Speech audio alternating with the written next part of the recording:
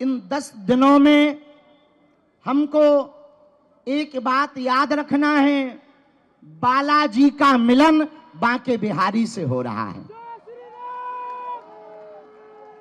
यमुना मैया का मिलन वृंदावन वाली यमुना जी से हो रहा।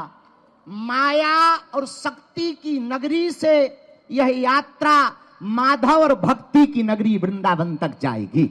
नमस्कार, मैं हूं विजयश्री और आप देख रहे हैं यूबी न्यूज। दिल्ली से आज एक बड़ी धार्मिक और सामाजिक यात्रा की शुरुआत हुई है। बागेश्वर धाम के पीठाधीश्वर पंडित धीरेन्द्र कृष्ण शास्त्री ने अपनी दूसरी सनातन हिंदू एकता पदयात्रा का शुभारंभ कर दिया है। यह यात्रा शुक्रवार सुबह दिल्ली के छतरपुर स्थित कात्यायनी माता मंदिर से शुरू हुई और आज इसका पहला पड़ाव जीर खोद मंदिर रहा। करीब 10 दिनों तक चलने वाली यह पदयात्रा दिल्ली, हरियाणा और उत्तर प्रदेश से होकर गुजरेगी, जिसकी समाप्ति वृंदावन के श्री बांके बिहारी मंदिर में होगी। इस यात्रा का मकसद हिंदू राष्ट्र की स्थापना, जातिवाद को खत्म करना और हिंदू समाज में एकता को मजबूत बनाना है। देश भर से हजारों साधु संत और भक्त इस यात्रा में शामिल हो रहे हैं। दिल्ली से लेकर यूपी बॉर्डर तक भगवा झंडों की लहर, जय घोष और भक्तों की भीड़ इस आयोजन की विशालता दिखा रही है। प्रशासन ने सुरक्षा और यातायात के लिए खास इंतजाम किए हैं। मार्ग पर पुलिस बल, मेडिकल कैंप और भीड़ नियंत्रण व्यवस्था तैनात की गई है। रूट मैप पहले ही जारी किया गया है ताकि श्रद्धालु आसानी से जुड़ सके। बाबा बागेश्वर ने यात्रा शुरू करने से पहले कहा कि ये पदयात्रा 80 करोड़ हिंदुओं की है और 150 करोड़ भारतीयों के हित के लिए है। हमारा उद्देश्य किसी से विरोध नहीं बल्कि एकता और जागरूकता फैलाना है।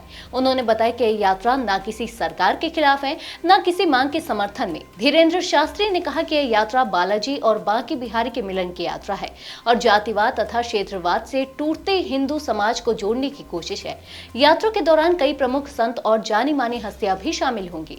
इस पदयात्रा में जगत गुरु राम भद्राचार्य, जया किशोरी, देवकीनंदन ठाकुर, महंत राजू दास, योगेश्वर बालक दास और चिन्मयानंद बापू जैसे प्रसिद्ध संत शामिल होंगे। वहीं वीआईपी मेहमानों में संजय दत्त, मनोज तिवारी, द ग्रेट खली, अक्षरा सिंह, विजय ईश्वरलाल पवार, राजपाल यादव और सुनील ग्रोवर भी इस यात्रा में हिस्सा लेंगे।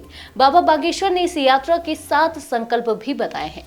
इनमें समाज में समरसता की स्थापना, भारत को गौरवशाली हिंदू राष्ट्र बनाना, यमुना नदी को स्वच्छ बनाना, ब्रज क्षेत्र को मांस और मदिरा से मुक्त करना, गौ माता को राष्ट्रमाता का दर्जा दिलाना, गौ अभयारण्य की स्थापना और श्री कृष्ण जन्मभूमि पर भव्य मंदिर निर्माण शामिल है। यह यात्रा हर दिन करीब 15 किलोमीटर का सफर तय करेगी और 16 नवंबर को वृंदावन पहुंचकर संपन्न होगी।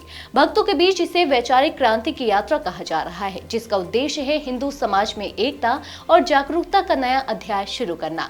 भीड़, भक्ति और विचार तीनों का संगम बन चुकी यह यात्रा दिल्ली से वृंदावन तक सनातन संस्कृति के पुनर्जागरण का संदेश दे रही है।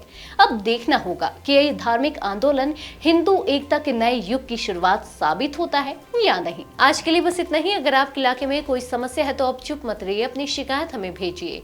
यूबी न्यूज आपकी आवाज को जिम्मेदारों तक पहुंचाएगा, निष्पक्षता और गोपनीयता के साथ। यूबी न्यूज, जनता की आवाज, जनता की ताकत।